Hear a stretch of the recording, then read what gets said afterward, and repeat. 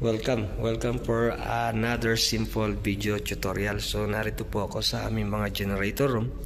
So ang ituturo ko sa inyo is about connection of battery. Kasi itong dalawang generator nito magkaiba sila ng connection of battery. So dito tayo sa una, sa generator number 2. Kung makikita nyo, meron tayo ditong battery 12 volts. Ito ang rating niya, 12 volts, 170 ampere hour. So same siya with battery number 2.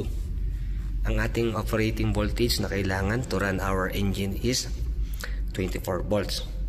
So kung makikita nyo, ang rated talaga na kailangan dito is 160 ampere hour like this. So ito yung rating niya na 170 ampere hour. Enough yan para paanda rin yung generator.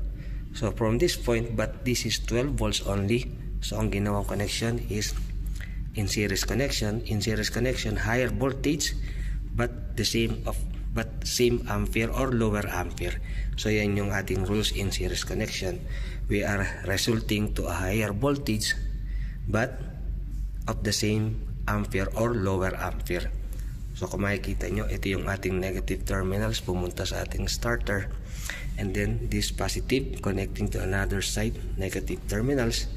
And then, ito yung ating negative papunta dito sa ating I think this is solenoid.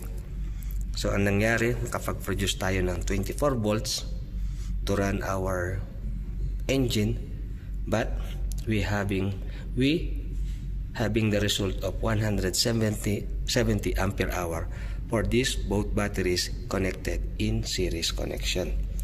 So, pakita ko sa inyo yung number 2 connection, mga kalinya, in our generator number 1. So sa ating generator number 1, kung makikita nyo, maliliit yung battery natin. Ang rating niya is 12 volts, 70 ampere hour. So meron tayo ditong 4 pieces battery, number 1, number 2, number 3, number 4. So since 12 volts siya, but we need to run our engine for 24 volts. So ang ginawa natin, for the set of 2, isineries natin. So according to the series, higher voltage. So nagkaroon tayo ngayon ng product voltage of 24. But on our 3 and 4, ginawa rin natin siya in series. So nagkaroon ulit tayo siya ng product na 24 volts. But in parallel, ang mangyayari, so ito ngayon ay magiging So in series, ngayon nagkaroon tayo ng series katulad kanina. So series, result of higher voltage but lower ampere. So naging 24 volts ang ating 1 and 2, and 3 and 4 is naging 24 volts, but ang ating 70 ampere hour will be the same for 1 and 2 and 70 ampere hour for 3 and 4. But now, since gagawin natin siyang in parallel connection, so ang 1 and 2 is 24 volts and 3 and 4 is 24 volts. So pag ginawa natin siyang in parallel connection, kung makikita nyo, this is positive connecting to another side of positive of this battery, and this negative to the negative.